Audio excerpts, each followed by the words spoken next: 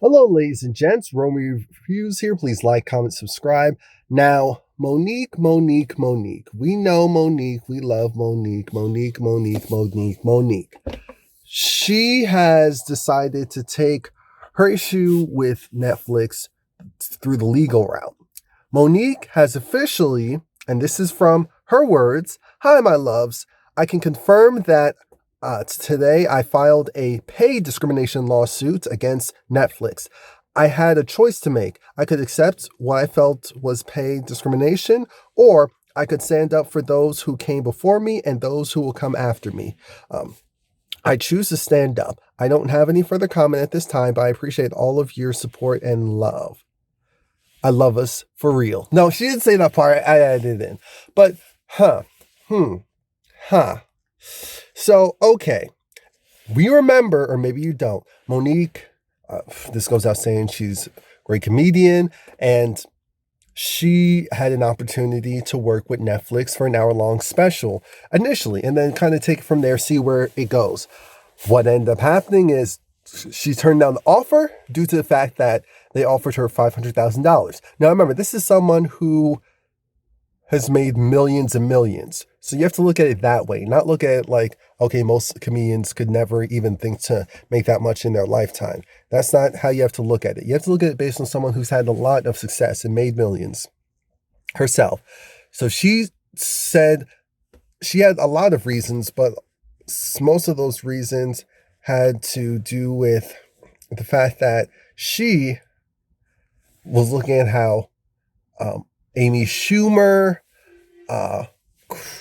Chris Rock, and Dave Chappelle, Ellen DeGeneres, other people had huge multi-million-dollar deals, and for her not even to get whatever millions she would have thought was appropriate, is a slap in the face. And I could still to this day understand that. Now, with this lawsuit, of course, Netflix replied back. Netflix essentially said that, inclusion and diversity is really important to them. The usual talking points. And Netflix has a lot of diverse content. So if you just look at things from a boilerplate perspective, it's like, but if you dive into what Monique is trying to put the focus on, which is more so has to do with her stance on Netflix not paying her in particular, someone who is a successful, relatively large comedian, may not be as popular as any of the other people that I just mentioned, but still successful, such a small amount because she's a woman and she's Black. So that was Monique's stance. And then her whole thing was, well, if I'm supposed to be one of the biggest based on this criteria, and I accept this, then everyone else behind me is going to get a lot less. First of all, that's not a fact. Has business worked that way in the past? Absolutely. So you're not wrong with that general line of thinking overall, kind of, not really. But if you're hot and you have good management, you can get more money.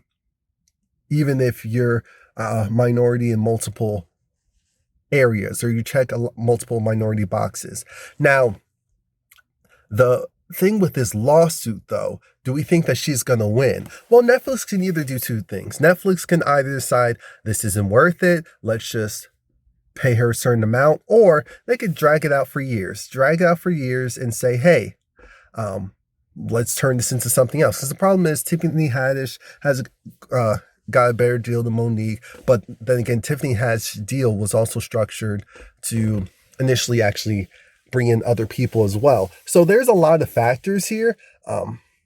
This lawsuit, though, what do you think about it? This is a huge uphill battle. It's not just because Netflix is a huge company. It's because now is it going to bring into light what other comedians are being paid for who aren't, let's say, on the Chris Rock level or an Ellen DeGeneres level?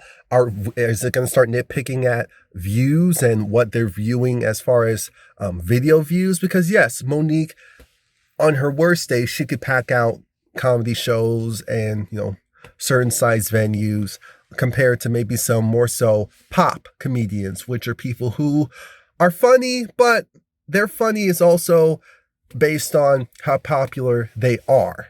And so they can't hit certain numbers unless they do a lot of promotion. They're in different things.